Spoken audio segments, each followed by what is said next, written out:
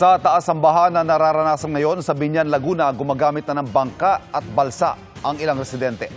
Mula sa Biñan, nakatutok live si Jamie Santos. Jamie.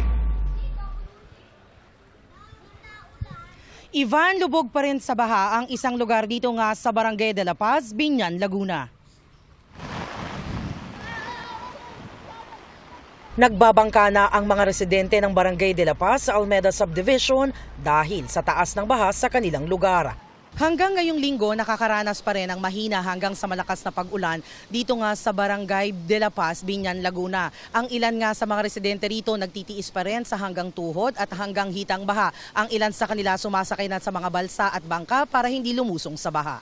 May ilang residenteng nagbalsa para makapagsimba, pero ang ilan lumusong. Sobrang hirap po. Kasi po pag may ensayo po talaga grabe, napakahirap. Hanggang saan yung sinuon mong baha? Tuhod lang po. Laking perwisyo para sa mga residente. Lalo pag may trabaho ka, lusong muna pagpapasok. Laking perwisyo po kasi lalo na sa mga estudyante, kawawa sila. Kanina, tinulungan ng rescue team ng Barangay de la Paz ang pagdala ng isang kabaong sa balsa para maayos na mailibing. Mataas na kasi ang baha sa bahay ng pamilya ng namatay kaya di mapasok ng funeraria. Sinamantala naman ng ilan ang pagbaha para kumita. Po sa lugar natin sa Almeda. Pagka-baha lang po. Kayong hatid-hatid po ng mga kapitbahay ganun. Magkano naman singil sir? Hindi, bahala na po sila. Pantulong din po sa amin. Nagdagdag gastusin sa pang-araw-araw na. Ayon sa pamunuan ng Barangay de la Paz, ikinagulat nila ang taas ng baha sa kanilang lugar ngayon. Kahit catch basin sila ng tubig mula sa Laguna de Bay at katabing ilog.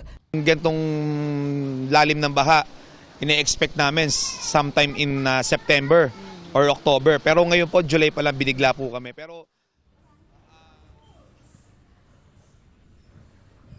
Ivan, sa tingin ng barangay, napapanahon na raw na magsagawa ng dredging dito nga sa Laguna de Bay dahil sa paglipas daw ng panahon, pataas ng pataas ang baha sa kanilang lugar.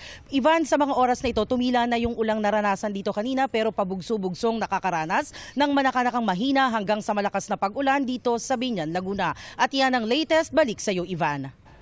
Maraming salamat, Jamie Santos.